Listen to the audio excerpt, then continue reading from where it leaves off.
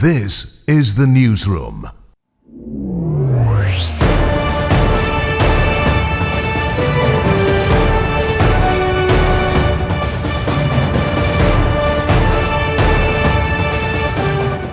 This is the Newsroom for today, Friday, April 4th, 2025. We are broadcasting to you on E1 SKAR TV, NTN, and TARZEE TV in Bartica.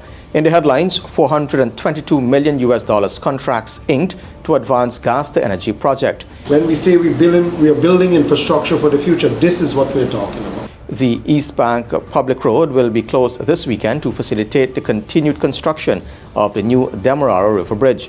More than $60 million in cash and gold seized by SOCU. 350 Region 9 residents get house lots. Tonight we take you to Oriala to meet the Toshao working hard to serve his community. And in sport, runs for Anderson and Imlach as Harpy Eagles continue fight back against Hurricanes, and DCC and GCC to clash in GCA First Division Final on Saturday. With the news, I am Avinash Ramzan. Thanks for joining us. We start off by telling you that contracts worth a whopping $422 million were signed on Friday for the extension of transmission lines for the Guyana Power and Light. This is the single largest investment in GPL's infrastructure.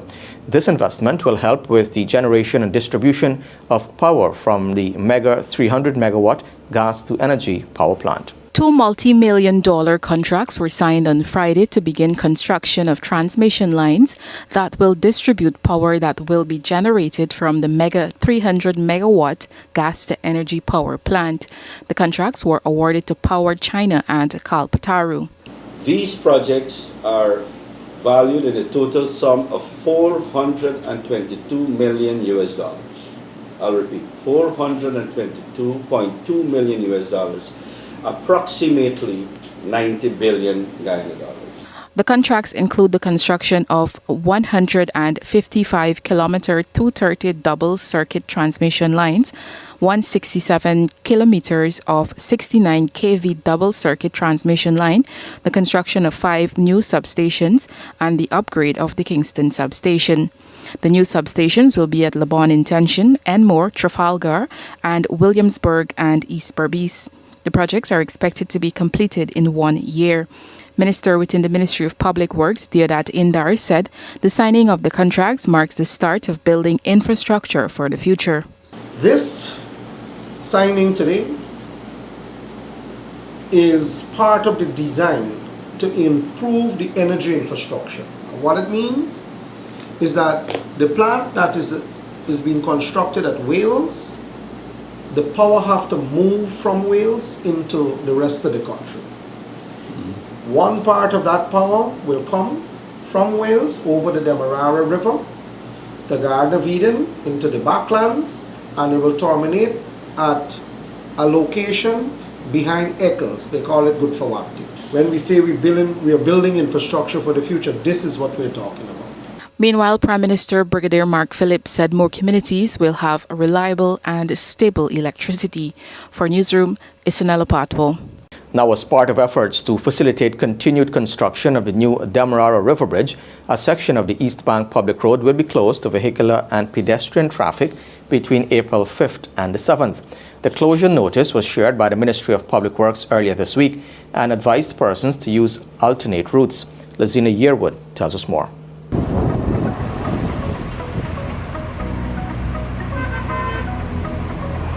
The East Bank Public Road, one of the busiest roads in Region 4, Demerara Mahaica, will have a road closure to all road users at the weekend to facilitate the construction of the new 4-lane high-span Demerara Bridge, a $260.85 million project. The Ministry of Public Works released an advisory on Thursday advising all road users that the road will be closed between the Ramada Princess Hotel and Nandi Park. The closure will be between Saturday, April 5th at 4 a.m. until Monday, April 7th at 3 a.m.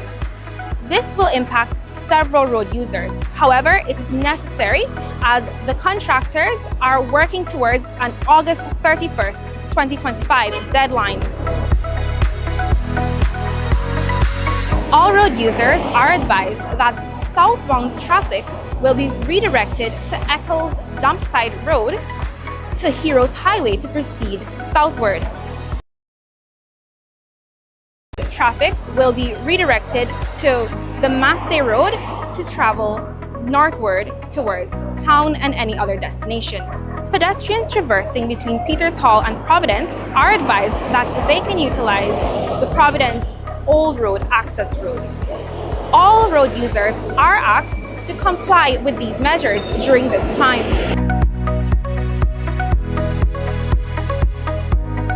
The new bridge will be instrumental in the country's ongoing development and transformation.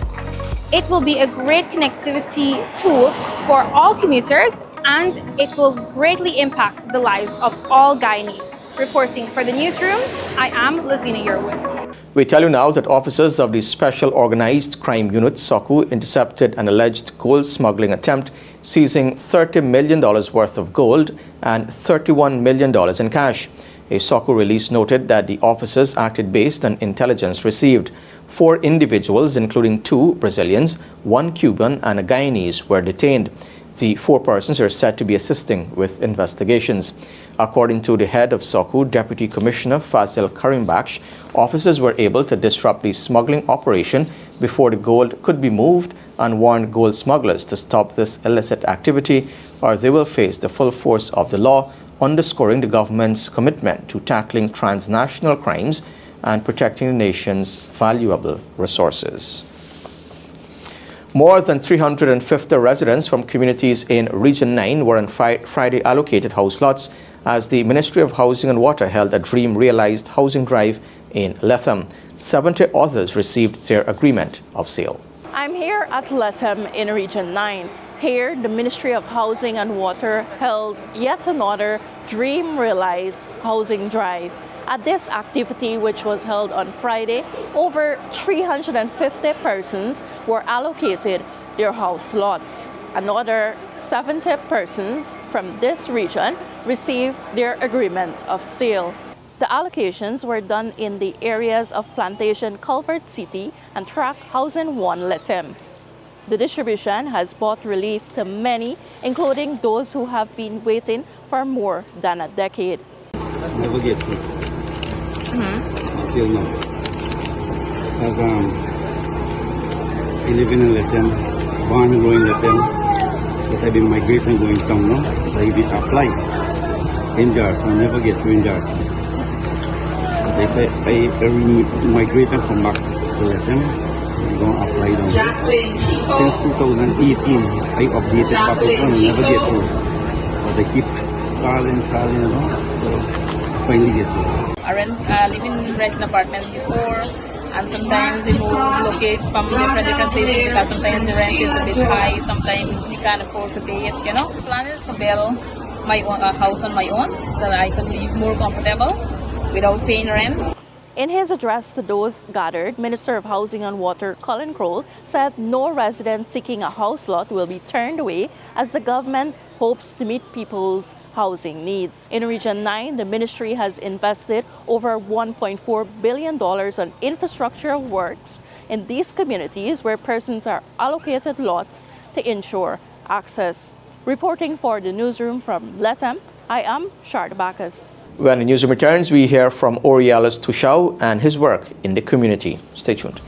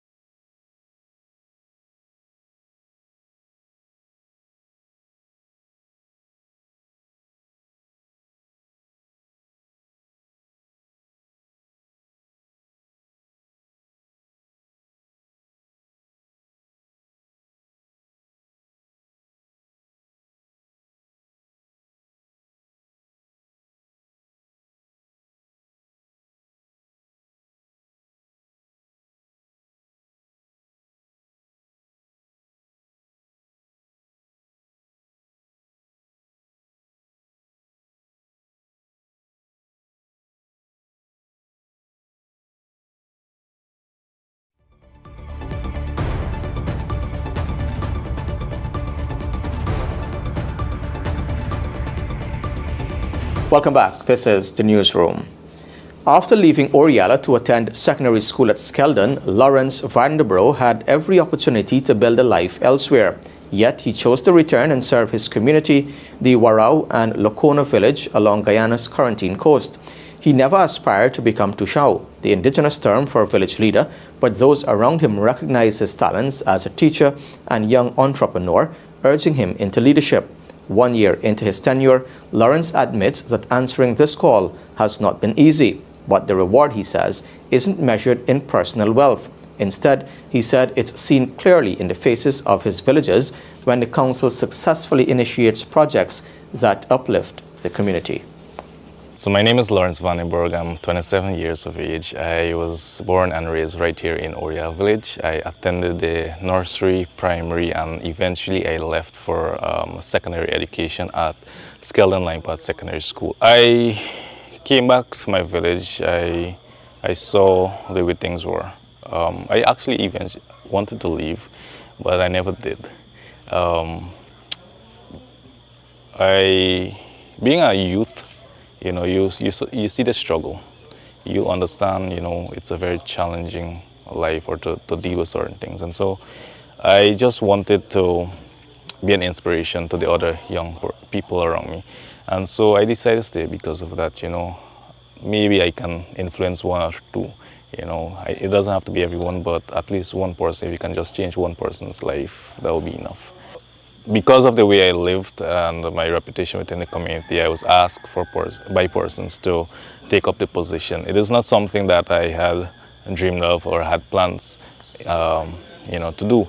However, I thought about it and I decided at the last moment that I would give it a try. That was before the elections, and so I decided. I went to the polls and I won. And so it has been almost a year since I've been in office. The challenge was knowing how the council should function and knowing all the areas that I have to look over and how things ought to be run. And so it has been a challenge, but I've learned a lot, especially in dealing with people. You meet a lot of people on a daily basis and you have to know how to deal with certain situations. And so I think that has been the biggest challenge and also the biggest blessing, I would say, because you develop a level of patience, in this position. If we can't be the change that we want to see, around us, then nothing will happen. I was scared as a young person. I had a lot of doubts. Even though it's difficult on some days, it's rewarding also. You might not have a big salary. You might not have a lot of time for yourself, but then just seeing the joy on people's face from helping them, it gives you that level of satisfaction that you wouldn't find anywhere else. And so I would tell them to just take up the mantle if this position is something that you desire. Yes, it will be a challenge, but you will learn a lot. You will grow as an individual. Sometimes we are so afraid of not knowing everything, but then no one knows everything, and everyone had to start somewhere. And so if you're deciding as a young person to take up that challenge, I would say definitely go for it. You will learn a lot, you will enjoy it. Some days will be, tense and stuff like that, but all in all, it will be great. Now, Shania Sampson, a talented young Guyanese baker, is making waves with her creativity, passion, and determination. The 21-year-old from Kokwani, Upper Berbice River, recently won the Caribbean Baking Awards 2025 in the British Virgin Islands. As the owner of Triple S Creations, Shania recently spoke to the newsroom about her journey and hopes to expand her business by opening her very own bakery and cake shop. Balancing her baking career with her studies in business management at the University of Guyana, Sampson encourages others to think big and never limit their aspirations. My name is Shania Sampson and I'm a university student at the University of Guyana. I'm currently pursuing business management and I'm also a youth minister at the Berean Tabernacle Full Gospel Fellowship Church, and I own the business Triple S Creation. I'm a baker, a cake designer, and an entrepreneur. I decided to go into baking because it's something I'm passionate about, and I really had loved baking, but I never saw myself owning a business in the baking industry. It has been challenging. First year in business, it was difficult putting the business out there and letting people know what Triple S creation is about. You don't start off with a lot of customers, but what is mostly important is posting your work and letting people know about your brand. And the second year in business, the business started to kick off, and so far, third year in business. I won't say it's the best, but it's been better than when it started. It was a Caribbean Baking Awards. This was their second Baking Awards, and I was nominated to be a part of the Best Wedding Cake and Best Buttercream category, and I also won the Best Buttercream category, and I was also a part of the Ultimate Bake Off, where I would have done the Cultural Heritage Cake for Guyana. The experience was really great, being among all the bakers of the Caribbean and having to taste the flavors of the Caribbean. I also must mention I was the youngest baker there, and I must say that I did learn a lot from all the bakers, and the diversity of the different Caribbean countries coming together. It was an amazing experience. I think as a person coming from a small community, oftentimes people love to limit themselves to just being in one place all the time. And I think it's very important that we think big, we think internationally, and put yourself out there, put your work out there, and your business will expand. I think it's very important that you have time management and you develop a schedule that is going to help you manage business while studying. Okay, some of the plans for my businesses in the future is going on a wide scale. If possible, have different branches in Guyana, and also to own a bakery, and if possible, my own cake store, and letting people know more about Triple S creation. So I would usually do custom cakes. I would do cakes for weddings, birthday parties, picnics, anniversaries, and baby showers, and other events. I actually do have customers in Kukwani, Aichuni, Linden, Oraimo, some in Georgetown, but I don't really send cakes to Georgetown because it's very risky. However, if you ask me to do a wedding cake, I would usually travel, but with an additional cost. My biggest supporters are people from Kukwani, and my family, my parents. They have been my biggest supporters, and being a part of the Caribbean Baking Award would have made me realize that I really do have people out there that have been supportive to me because of the buttercream, the best buttercream category. If it wasn't for the vote that I would have had from persons from my community or my friends and family, I probably wouldn't have won that category. So I must say thanks to everyone who would have voted for me daily.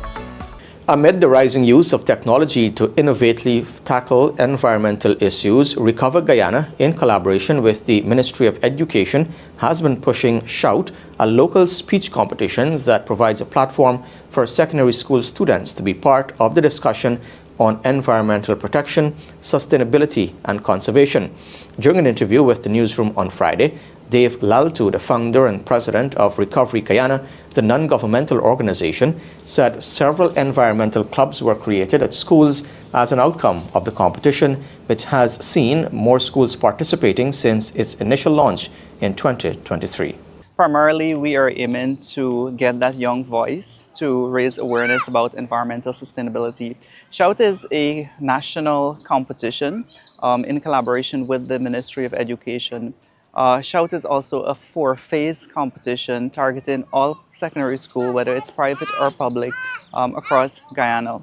This is not just about amplifying voice, it's also about amplifying the cause, because the winner of the competition gets a grant in order to execute an environmentally sustainable project within his or her school environment. Because it targets all secondary school, so many young people are given the opportunity to have a voice when it comes to environmental protection and conservation. It allows schools as well to create environmental club. It allows the organization to be able to spread awareness about environmental sustainability. Still to come, Guyana's Vice President Dr. Barrett Jagyo addresses new U.S. tariffs and provides some insights into his party's vision for Guyana if re-elected this year. Stay tuned.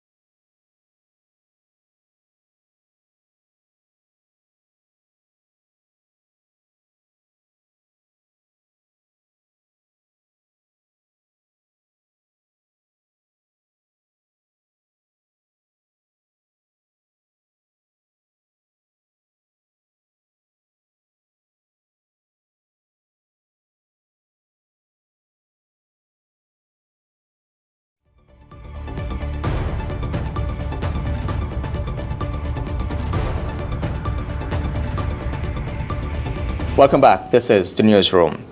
Vice President Dr. Bartica said that the Guyana government will engage the United States administration on the new reciprocal tariffs, which will soon take effect, aiming to possibly reduce the import duty on local products. Importantly, though, Jagdio pointed out there are exemptions to the tariffs.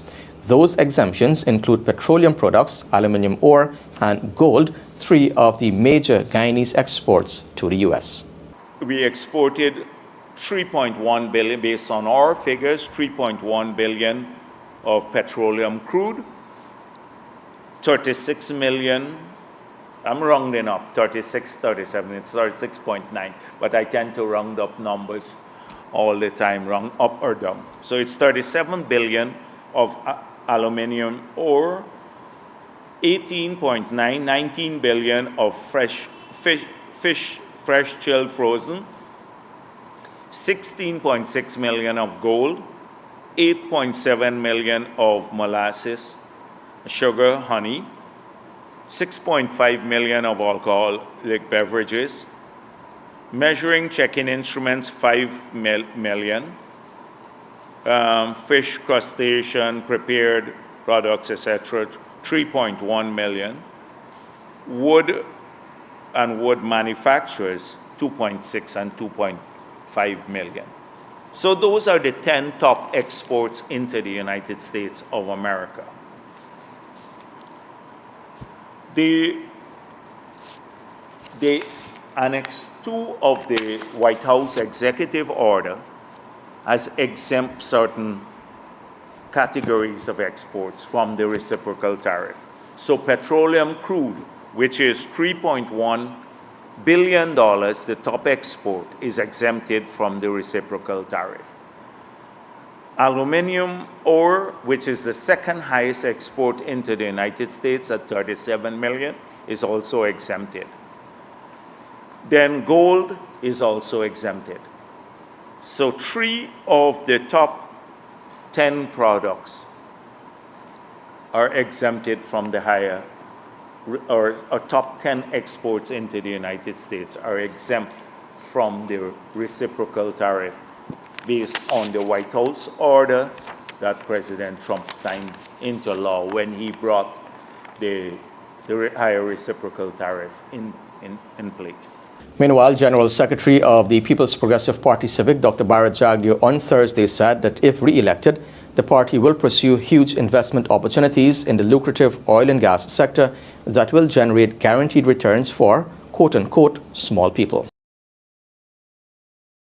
That people are going to get future cash grants, and periodically, and they may want to, not that they have to, they can then utilize the money in this fashion too, because we want people to own things. Everybody must have the opportunity in Guyana to own something or to get more return from their money. A big focus will be on this qualitative issue. We're working heavily on that now. Soon you're going to see a paper. We will put out a white paper. Well, it will be in our manifesto, but even before then, we'll put it up for public discussion because we want people to share their ideas. We've already identified about 3 big business opportunities in the oil and gas sector that we can tailor for small people in the economy, small investors that they can share the prosperity to. And I'm talking about people, you can do it in increments of 50,000 investments or 100,000 and stuff. And to exclude some of the bigger guys from these investment vehicles, where they can invest in other types of investment vehicles, which we an opportunity. Now, residents of number 47 Miles Settlement, Great Falls and Mabura Hill on Wednesday received solar panels to boost their community's access to electricity. The achievement is a result of the government's massive solar panel distribution exercise, which is continuing in hinterland communities. Some $88 billion was allocated in the 2025 budget to further enhance the renewable energy transition and expansion agenda. The Minister of Public Works, Van Edgel, told residents gathered at number 47 Miles Settlement that this distribution adds to some 30,000 panels that were procured and distributed. 68 households in this catchment this morning will receive your solar panels. Literally taking people out of darkness.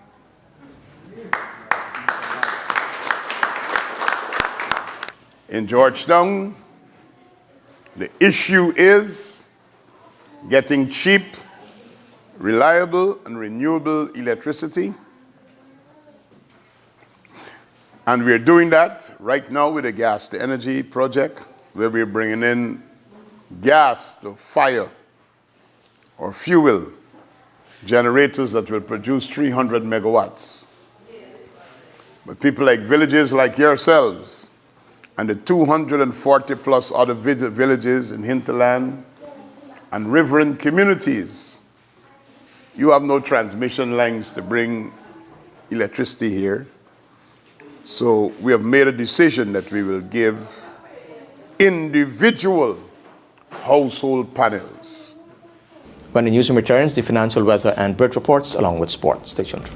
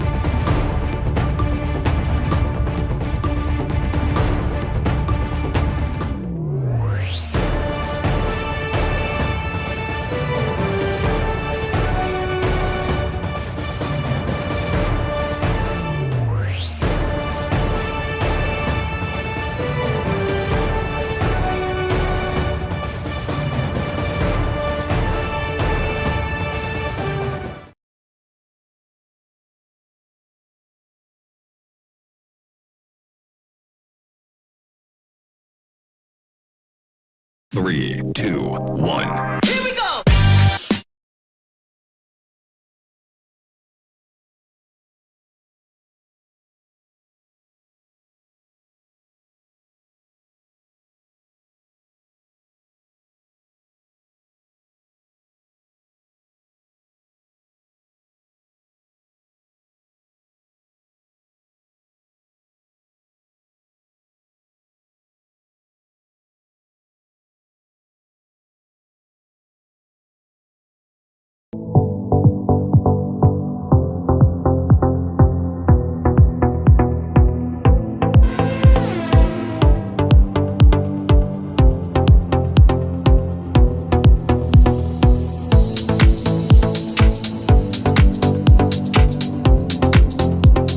Welcome back to Newsroom. Now for a look at what's happening in sport. We're starting us off with some cricket news. Hundreds from Kevin Imlach and Kevlon Anderson powered Guyana Harpy Eagles to a lead of 239 at stumps on day 3 of the 6th-round clash of the West Indies 4-day championship against Leeward Islands Hurricanes at Warner Park in St. Kitts. Imlach is 103 not out of 215 balls with 1 4 and 2 sixes, and Kevlon Anderson made 101 of 246 balls with 10 fours as the Harpy Eagles ended the day on 381 for 4, erasing a first innings lead by the Hurricanes of 142. They lead now by 239 heading into the final day. Both Anderson and Imlach, it was for them their 3rd century this season, and they got support from Matthew Nandu with 66, Raymond Perez with 49, 22 from Kemal Savory, and Kevin Sinclair, he's not out on 31. So the position at stumps on day 3, the scores: Leeward Islands Hurricanes 335, the Guyana Harpy Eagles 193 and 381 for 4. The Harpy Eagles lead by 239 heading into the final day on Saturday at Warner Park. Now, Demerara Cricket Club, DCC, and Georgetown Cricket Club, GCC, will clash in a highly anticipated final of the Georgetown Cricket Association's Pepsi First Division 50-over final set for Saturday at Border. The ball-off is at 9 hours 30, and both teams will be missing key players. DCC will be without Tevin Imlach, Raymond Perez, and Ashmed Ned, and GCC will miss the services of the all-rounders Ronaldo Ali Mohammed and Kevin Sinclair, all of whom are on national duties with the Guyana Harpy Eagles. DCC will be led by all-rounder Christopher Barnwell and includes Brandon Jaikaran, Joshua Prasad, Sachin Singh, Jonathan Van Lang, Ezekiel Wilson, Alpheus Buki, Daniel Mutu, Mark Kamabaj, Nkosi Beaton, Inderjeet Nanan, Stephen Sankar, Jaden Dowlin, Ricardo Percival, Gustavo Hudson, and Andre Gibbons.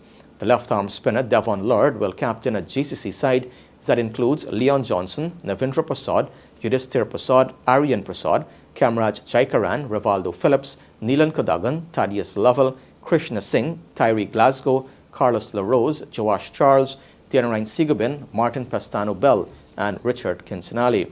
On the eve of the match, captains Barnwell and Lord spoke to Newsroom. Big game tomorrow for the division final here at GCC. You have home advantage. How prepared are you guys for this one? Yeah, guys are really prepared, ready to go. Past couple of games have not been good for us, but that's not that.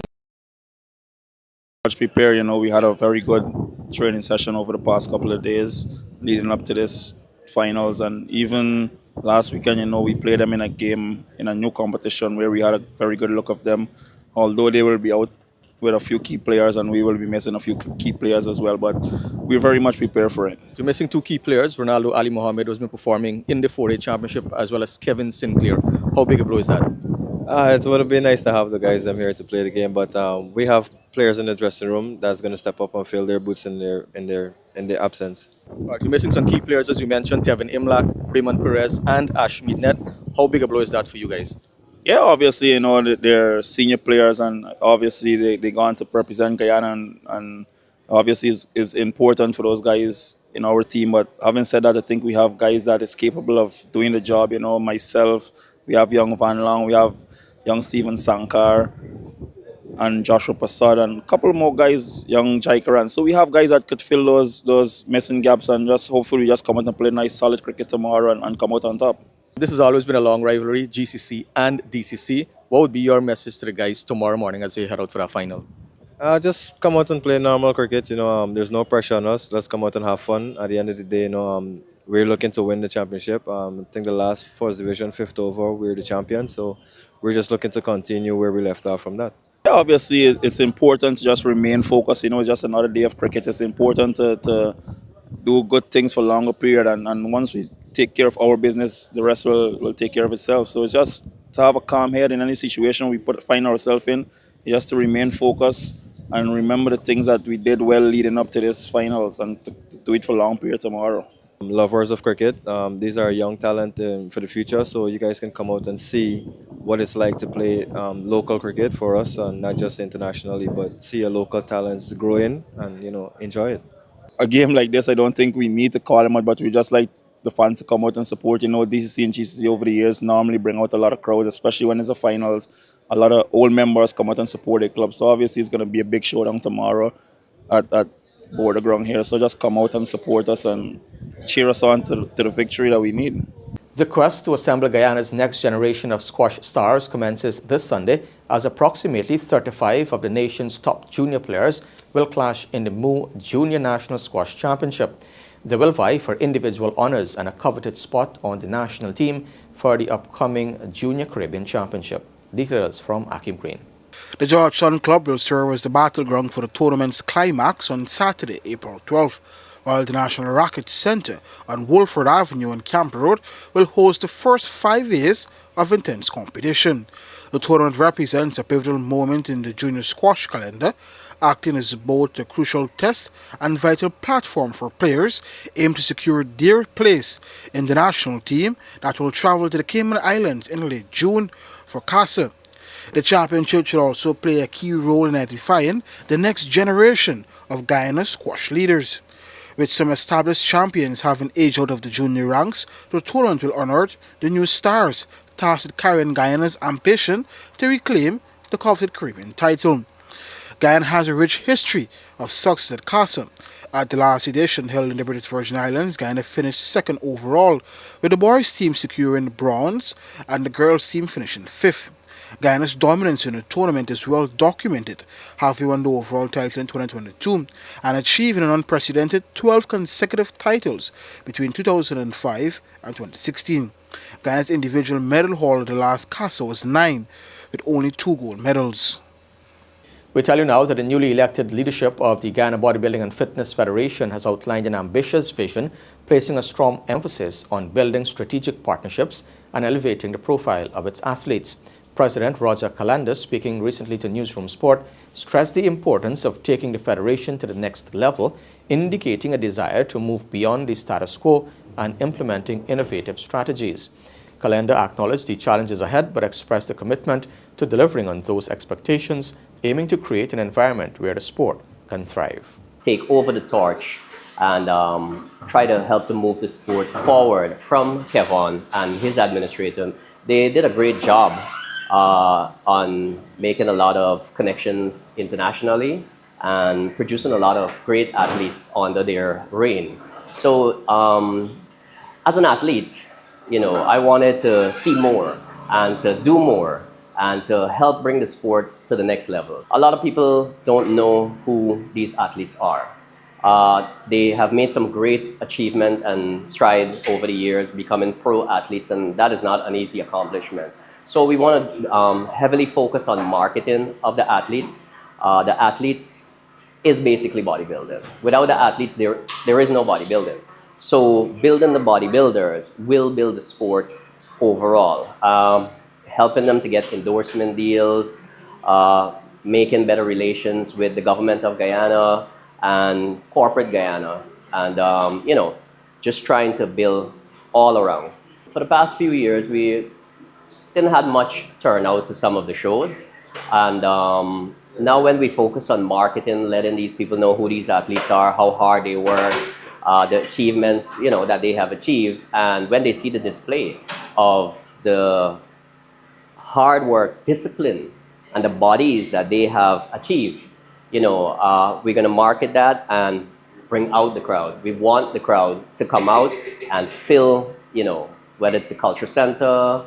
We're trying to get some new locations. A great hotel has opened with a very nice auditorium, and we're trying to get that too. So basically, we are trying to build on everything that was there and move the sport forward. IPL news now. Australia's Mitch Marsh smashed 60 from just 31 balls at the top of the order to set up Lucknow Super Giants' comfortable 12-run win over Mumbai Indians in the Indian Premier League.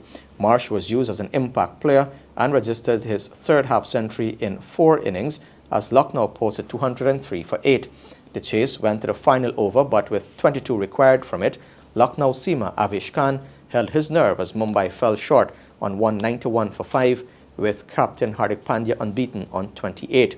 Lucknow raced to 69 without loss inside the 6-over power play, with Marsh scoring 60 of those runs and Aidan Markram had just 7. Markram went on to score 53 from 38 balls before cameos of 31 from Ayush Badoni and 27 from David Miller helped them pass 200, with Pandya taking 5 for 36 to become the first captain to take a 5-wicket haul in the IPL. Action continues tomorrow with Chennai Super Kings against Delhi Capitals from 6 hours and Punjab Kings against Rajasthan Royals from 10 hours. Now, Cricket West Indies officials are hopeful that Sabina Park in Jamaica will be able to host its first day-night test when Australia visit for the 3rd match of their series in July. Tickets for the series went on sale earlier this week, and the 3rd test is listed as a day-night encounter with a 13 hours 30 local time start following 2 red ball matches in Barbados and Grenada. However, making it a ping ball test remains dependent on the completion of floodlight upgrade works to bring the venue up to international standards. Sabina Park has never hosted any day-night international cricket due to the poor quality of the lights. CEO of Cricket West Indies, Chris Derring, speaking on Monday last, touched on plans for the historic day-night game. I want to take this opportunity to announce that the intention is to hold the first day-night pink ball match, test match in Jamaica. That test match against Australia, that the Australians have agreed for it to be a day-night test match. It is of course subject to the new lighting system that's being implemented at Sabina Park, that it's finished in time, and of course to specification. We have in place a very strong monitoring and support system to help the Jamaica Cricket Association and the Jamaican government to achieve this. We are certainly looking forward to hosting the very first day-night match. And I can tell you, and I'm always cautious, my marketing team have come up with an entire theme, the Fuller Energy series. I don't quite know the accent I should use to pronounce Fuller Energy. If it's Jamaica, it's Fuller Energy. I won't try the Trini accent, Prez, no. But I'm sure it is far more rhythmic when the Trinidadians say it. But we're really excited about it. And I've also challenged the marketing team to come up with new and innovative ways to not just entertain the fans, to enhance the fans, the entertainment aspect of it, but to draw people in. Come and support us. Let's make it worth it. That fan experience has to be worth it when you've come to a game. Not least of which, of course, is how we perform on the field, but also how we experience the game off the field. There are 2 levels to data that we would have used in trying to schedule a day-night test match at Sabina Park. First and foremost, I do recall, if memory serves me right, the last time we beat Australia, it was a day-night test match. So it's a very maybe superficial example to use, but maybe it's just a good omen. Secondly, and it goes without even much research, the fact is you have a much larger addressable audience for night events. It's the data that underpins why all stadia around the world have lights. Any sustainable stadium has lights, and there's a reason for that. You just have a much larger addressable audience. So from a 2-pronged perspective, the data absolutely supports us hosting a day-night test match at Sabina Park. And with that, we've come to the end of the news for this evening. Of course, you can find updates on these and other stories on our website, newsroom.gy, and all social media platforms. On behalf of the entire news team, I am Avinash Ramzan. Thanks for watching. Do have a great weekend. See you back here on Monday.